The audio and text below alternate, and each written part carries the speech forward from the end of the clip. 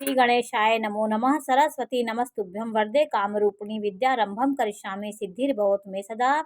शिव शक्ति को कोटि कोटि प्रणाम। मेरे श्रोतागण, मैंने आपको तत्वों के बारे में जानकारी दी थी। अग्नि तत्व, वायु तत्व, पृथ्वी तत्व, जल तत्व, सब राशियों के बारे में मैंने आपको जानकारी दी थी कि काल पुरुष की 2 जल तत्व राशियां हैं। जल तत्व राशियां कौन है? 4 कर्क राशि, वृश्चिक राशि और आपकी मीन राशि। ये आपकी जलचर राशियां हुई। तो देखिए, जलचर राशियों का स्थान कौन सा है काल पुरुष की कुंडली में? ये चौथा भाव जलचर की राशियां हैं, ये मोक्ष त्रिकोण में आती हैं। ये भाव हो गया आपका, और आपका 8वां भाव ये मोक्ष त्रिकोण में आता है, और आपका 12वां भाव ये जो है, ये सब जो है ये मोक्ष त्रिकोण में आते हैं।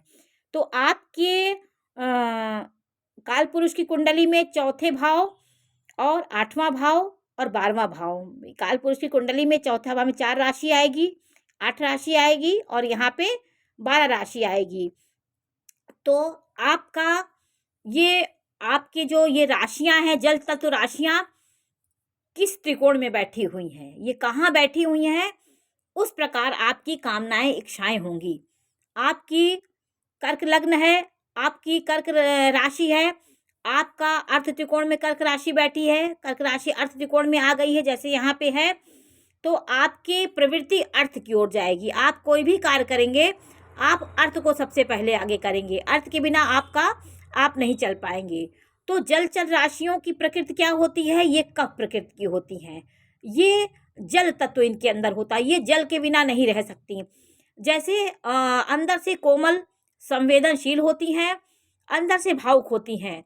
देखने में आपको कड़क लगेंगी, लेकिन अंदर से ये कहीं ना कहीं जल की तरह तरल बहने वाली राशियां होती हैं। भावनाओं में बह जाती हैं, भावनाओं में बहती हैं, क्योंकि प्रेम करुणा इनके अंदर रहता है।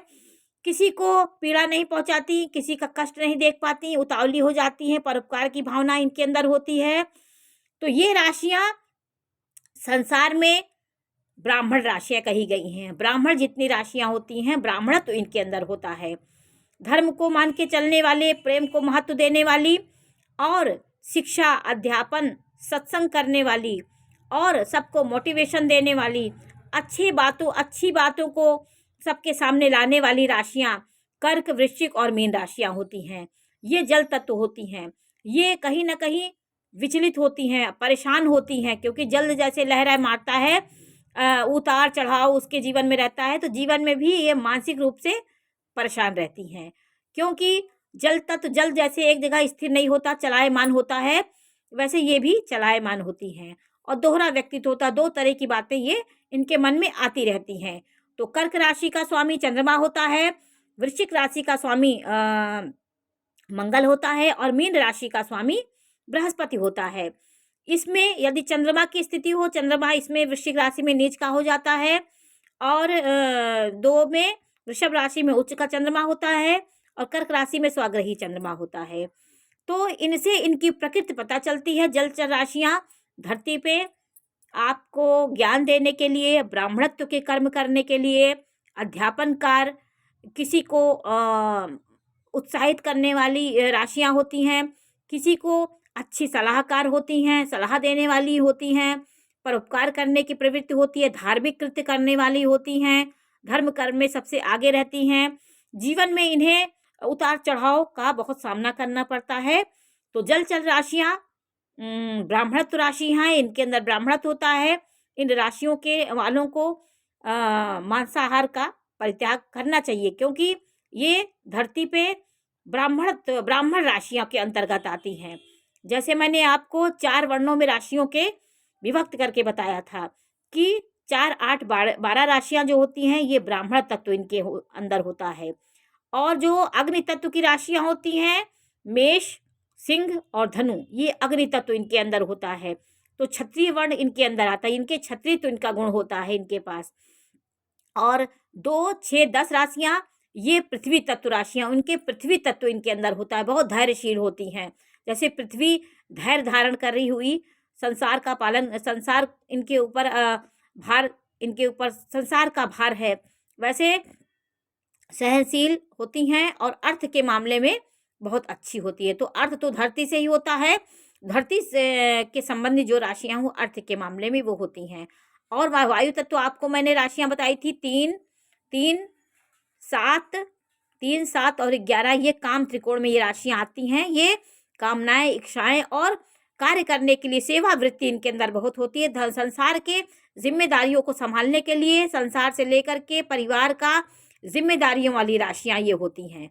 और ये राशियाँ सिर्फ़ सबको ज्ञान देने के लिए आई हैं। ये ज़िम्मेदारियाँ ये नहीं, अपने बुद्धि से ज़िम्मेदारियाँ तो सँभालती, लेकिन ज़िम्मेदारियों से बहुत कतराती हैं। बहुत ज़िम्मेदारी इनके भार लगती, क्योंकि जो जिसकी प्रवृत्ति होती उस प्रकार की उसकी प्रवृत्ति हो जाती है। तो ज़िम्मेदारियाँ, जो राशियाँ ज़िम्मेदार हैं वो ज़िम्मेदारियाँ ही लेंगी। ये सत्संग करने वाली, ज्ञान देने वाली, पंडित, पुजारी और ज्योतिष आदि के क्षेत्र में अनुसंधानकर्ता, सलाहकार, ये सब राशियाँ, जलचर राशियाँ इन प्रकृति की होती हैं। तो इनका मोक्ष त्रिकोण में ये आती हैं। चौथा घर, 8वां घर और 12वां घर इनका घर होता है, ये मोक्ष त्रिकोण में आती हैं। और ये राशियाँ यदि कर्म भाव में बैठ जाएँ, जैसे आपकी 4 राशि है, यहाँ 4 राशि है, यहाँ 2 में आई है, आपकी लग्न के अनुसार राशियाँ चेंज होंगी। आपकी कर्क राशि यदि काम त्रिकोण में आ जाए तो आपकी कामनाएं बहुत होंगी, कामनाओं के बीच आप उलझे रहेंगे।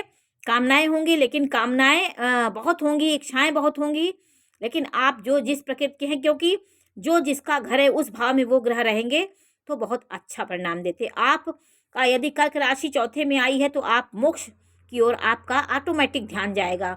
दुनिया की भौतिकता की ओर आप नहीं जाएंगे। कहीं ना कहीं आपको ज्ञान की ज्योति अक्सर अंदर जलती रहेगी। संसार के वैभव को, ऐश्वर्य को आप कुछ नहीं समझेंगे। ये सोचेंगे कि मेरा परम लक्ष्य मोक्ष होता है, मोक्ष की ओर आप ध्यान देंगे। और गुण तत्वों के विषय में, गुण रहस्य के विषय में आपकी जागरूकता बढ़ती जाएगी। और 8 में यदि अष्टम भाव में अष्टम का स्वामी है, जैसे 8 राशि होती, वहीं पे मंगल बैठा हो, तो आपकी वो प्रवृत्ति बहुत अच्छी होगी। आप मोक्ष के प्रति आपका ध्यान होगा। 12 राशि, जैसे 12 यहाँ पे है, यहीं पे बृहस्पति बैठा हो, तो आप बहुत समाज का कल्याण करने वाले, समाज के जनहित को ध्यान में रख के हर काम करते हैं। आपके जीवन में परोपकार के सिवा कुछ नहीं होता है। किसी के कष्ट देख करके आप द्रवित होते हैं। परिवार से ज़्यादा आप समाज के लिए उतावले रहते हैं। तो राशियों में इसी प्रकार के गुण और तत्व विराजमान होते हैं। इसमें कफ प्रकृति होती है, इनकी जल तत्व राशियाँ होती हैं, ये मोक्ष त्रिकोण में आती हैं। तो आज मैंने आपको लास्ट ये राशियाँ हैं, मैंने आपको अग्नि तत्व, पृथ्वी तत्व, वायु तत्व, अब आज मैंने आपको जल तत्व के बारे में जानकारी दी। नमस्कार।